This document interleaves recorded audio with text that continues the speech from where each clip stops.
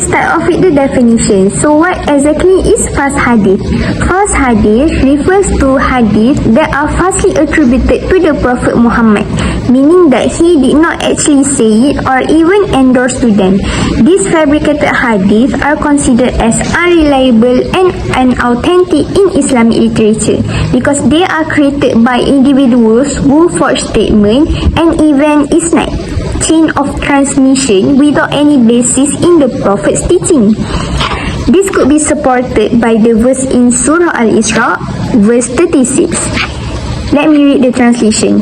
And do not pursue that of which you have no knowledge. Indeed, the hearing, the sight, and the heart about all those one will be questioned. Meaning here, if you have no knowledge or knowledge that you are unsure of, do not follow it. Because your hearing, your sight, and even your heart all will be accounted for on the day of judgment. Even scholars, they hold various views on false hadith, acknowledging the significant issue of fabricated hadith in Islamic literature. Some scholars, like I have mentioned Ibn Hanbal, he have highlighted the prevalence of forgery in hadith literature, with sirah and tafsir being particularly affected.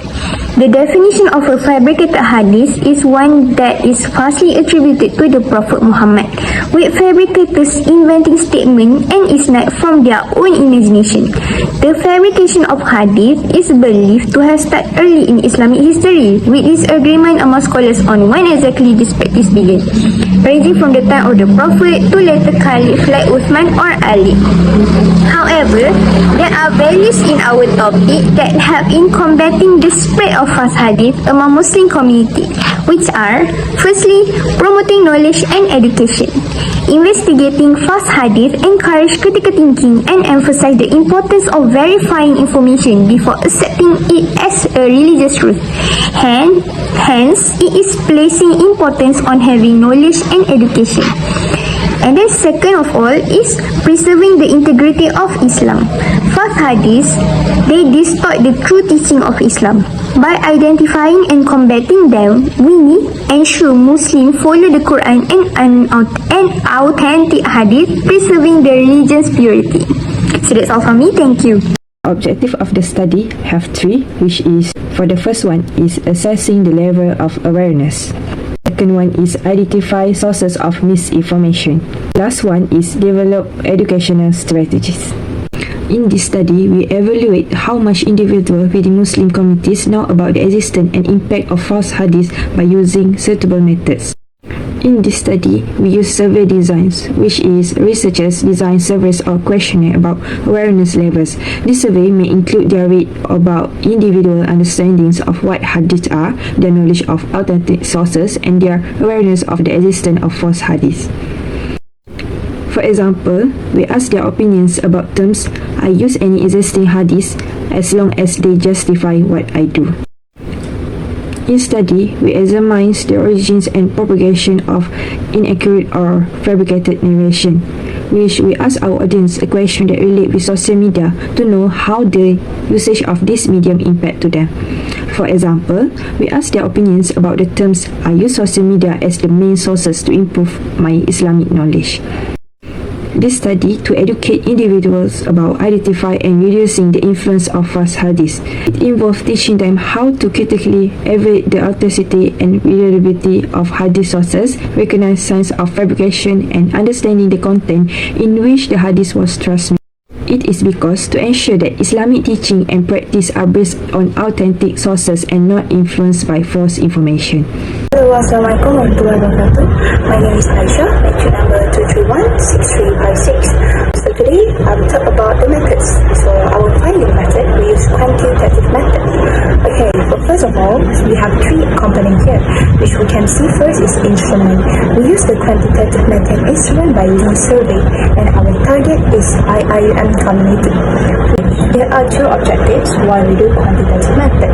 First is we want to investigate the awareness of false hadith. Okay, using the Google Docs we have ways to investigate the awareness, and then another tool which is to find out the percentage. First of all, we would like our data to be more objective and less prone to bias. The second reason is the data allow our findings to be more generalized for larger population.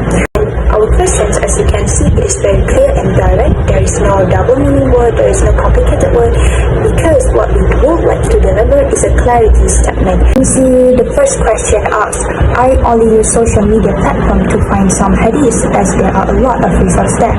That is pretty clear and direct. Now, as shown is our Google Doc, which we use to conduct our survey.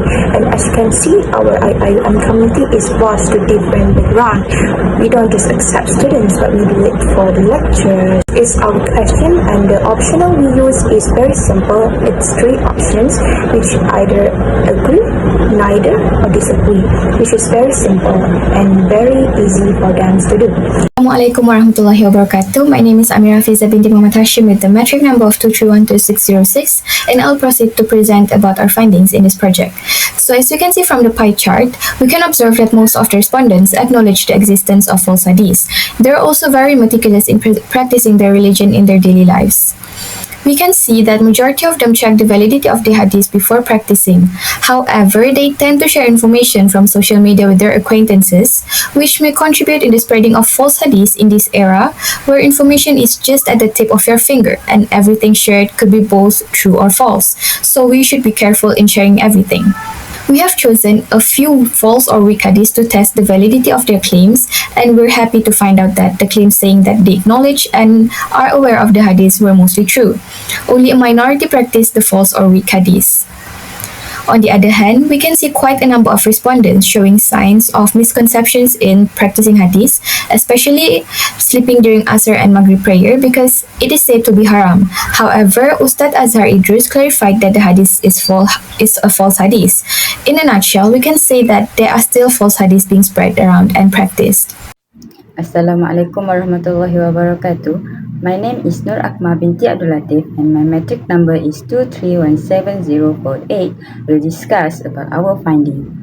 In order to test participant knowledge of common misconception about the Prophet's Sunnah, as well as to determine whether they could recognize or realize that they have been using fake hadith without even realizing it. We created a survey consisting of 20 questions that were completed by 30 people of the IIUM community from a variety of backgrounds. In this video, I will take 6 out of 20 questions and explain it based on the categories. First of all, question 9 and 7 show how far the participant knowledge about hadith. Question 9, which results 38% of the major participants agree with it, and question 7 with 80% of the participants being neutral about it, showing that the participants know what to follow and what to be searched. Moving on to the next slide, it is about how the participants search for the hadith. Using question 1, which 40% of the participants being neutral, and question 10, with 80% of the participants agree with it, clearly shows that media social being one of the source of hadith for them, whether it is fake or not. Last slide from me is about how hadith is validated among the participants. Using question 8 and with 40% of the participants being neutral about following knowledgeable person and being skeptical of the youngsters, based on question 2, with 80% of them agree that youngsters spread the fake hadith faster than the other, showing that hadith would be more validated if it is coming from a knowledgeable person. That's all from me. Thank you. To conclude our research, we find that almost all of the IUM students actually relying on social media to find hadith. This is because probably it is very convenient for the student to find information about one hadith. As the student, they don't really have time to go to the library to find about just one hadith. So one tap on the screen and they're good to go. Secondly, based on our finding, we also found that almost half of the IUM students did not actually bother to validate the validity of the hadith that has been taught by someone who is more knowledgeable than them. To simply put, they probably trust their lecturers or seniors when it comes to hadith. Next, more than half of the respondents agreed that the false hadith do spread faster among the youngster. This is probably because of the social media user, mainly the youngster who age between 17 to 25. And false hadith can pop up anywhere and everywhere, like FYP in your TikTok or Explore on Instagram without any intention of it. Lastly, it can be seen from our finding that almost all of the IIM students have the awareness to actually validate the validity of the hadith before they trust it. This awareness probably because IIM students already have the basic knowledge about the false hadith that has been rampant on the social media recently.